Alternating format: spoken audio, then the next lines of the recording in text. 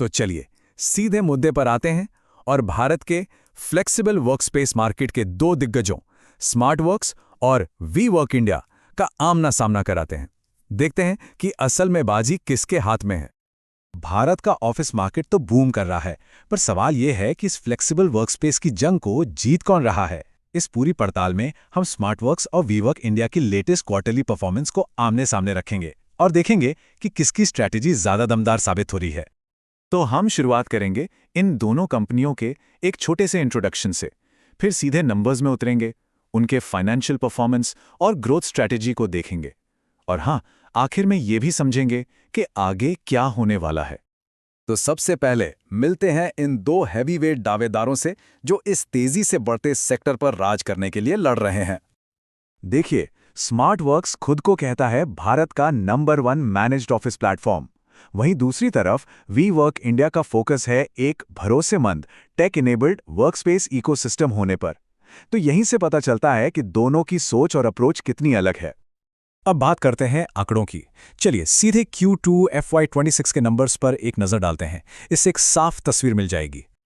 अच्छा, तो यहां पर एक बहुत दिलचस्प चीज दिखती है। स्मार्टवर्क्स का टोटल एरिया ज्यादा है, ज्यादा डेस्क हैं और वो ज्यादा शहरों में भी हैं, लेकिन वी वर्क इंडिया के सेंटर्स ज्यादा हैं। इससे साफ पता चलता है कि दोनों की ज्योग्राफिक स्ट्रैटेजी बिल्कुल अलग है। ठीक है, ऑपरेशनल स्केल तो देख लिया, पर असली खेल तो पैसों का है ना? तो ये सब फाइनेंशियल परफॉर्मेंस में कैसे बदलता है? चलिए अब उनके रेवेन्यू और कमाई को कंपेयर करते हैं। तो जब बात आती है टोटल रेवेन्यू की, तो इस क्वार्टर में वी वर्क इंडिया आगे निकलता दिख रहा है 585 करोड़ रुपए से ज्यादा। वहीं स्मार्टवर्क्स का आंकड़ा लगभग 425 करोड़ का है। और ये ट्रेंड सिर्फ रेवेन्यू तक ही नहीं है, बल्कि प्रॉफिटेबिलिटी में भी दिखता है। वी वर्क इंडिया का एडजस्टेड ईबिडा भी इस क्वार्टर में काफी ज्यादा रहा। लेकिन यहां स्मार्टवर्क्स की एक बहुत बड़ी ताकत सामने आती है, और वो है कैपिटल एफिशिएंसी। उनका annualised return on capital employed यानी ROCE पिछले साल के मुकाबले लगभग डबल हो गया है। मतलब वो अपने लगाए हुए पैसे पर जबरदस्त रिटर्न कमा रहे हैं। अब वी वर्क इंडिया की बात करें तो उनका एक स्टैंड आउट मेट्रिक है रेवेन्यू टू रेंट मल्टीपल। इसका सीधा मतलब ये है कि किराए पर खर्च किए गए हर ₹1 पर वो 2.9 गुना रेवेन्यू जनरेट करते हैं, जो उन्हें अपने कॉम्पिटिटर्स में सबसे आगे रखता है। चलिए इस गहरी पड़ताल को जारी रखते हैं बस एक पल में। और हाँ, अगर इस तरह का डेटा ड्रिवन ब्रेकडाउन पसंद आ रहा है तो सब्सक्राइब करने के बारे में जरूर सोचिएगा, ताकि आगे भी ऐसी ही जानकारी मिलती रहे। तो नंबर्स ने हमें ये तो बता दिया कि उन्होंने क्या हासिल किया, पर अब सवाल यह है कि कैसे। इसका जवाब उनकी सप्लाई स्ट्रैटेजी में छिपा है। तो देखिए दोनों की सोच कितनी अलग है। स्मार्टवर्क्स का गेम है स्केल का, वो पूरी की पूरी बड़ी बिल्डिंग्स, यहां तक कि ग्रीनफील्ड प्रोजेक्ट्स भी ले लेते हैं, जबकि वी वर्क इंडिया का फोकस एकदम लेजर शार्प है। प्रीमियम ग्रेड ए प्रॉपर्टीज, वो भी टॉप शहरों की सबसे अच्छी लोकेशंस पर। यह टेबल एक और कहानी बताती है। देखिए, भले ही स्मार्टवर्क्स का मौजूदा पोर्टफोलियो बड़ा है, लेकिन वी वर्क इंडिया के आने वाले प्रोजेक्ट्स की पाइपलाइन थोड़ी ज्यादा बड़ी है। इसका मतलब है कि वो अपने मौजूदा 8 शहरों में ही और भी ज्यादा मजबूती से अपनी पकड़ बना रहे हैं। सप्लाई की बात तो हो गई, अब आते हैं सिक्के के दूसरे पहलू पर, यानी डिमांड पर।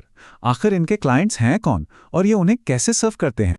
स्मार्टवर्क्स के पोर्टफोलियो में IT सेक्टर का दबदबा साफ दिखता है। उनके रेंटल रेवेन्यू का 40% से भी ज्यादा हिस्सा यहीं से आता है।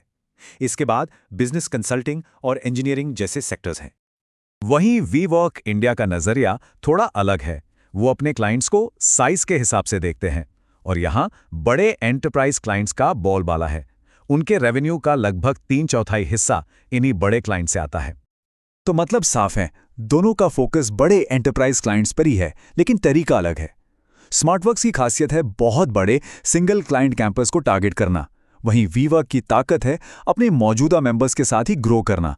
मतलब जो क्लाइंट्स उनके पास हैं वही अपना काम बढ़ाते हैं। तो चलिए अब इन सारे पॉइंट्स को एक साथ जोड़ते हैं और ये समझने की कोशिश करते हैं कि मार्केट में इन दोनों की पोजीशनिंग असल में है क्या और आगे की राह कैसी दिखती है। तो ये टेबल पूरी कहानी को बहुत अच्छे से समेट देती है। स्मार्टवर्क्स का खेल है स्केल और एफिशिएंसी का, मतलब बड़े बड़े कैंपसेस और ऑपरेशनल कुशलता। दूसरी तरफ वी वर्क इंडिया का फोकस है प्रीमियम लोकेशन और हाई मोनेटाइजेशन पर, मतलब बेहतरीन जगहों से ज्यादा कमाई करना। आखिर में ये कंपैरिजन दो बहुत ही पावरफुल लेकिन बिल्कुल अलग स्ट्रैटेजीज को हमारे सामने रखता है। अब बड़ा सवाल यही है कि भारत के वर्कस्पेस का भविष्य कौन सा मॉडल तय करेगा। क्या वो स्केल होगा जो हर जगह फैला हो, या फिर वो प्रीमियम होगा जो चुनिंदा जगहों पर अपनी धाक जमाए।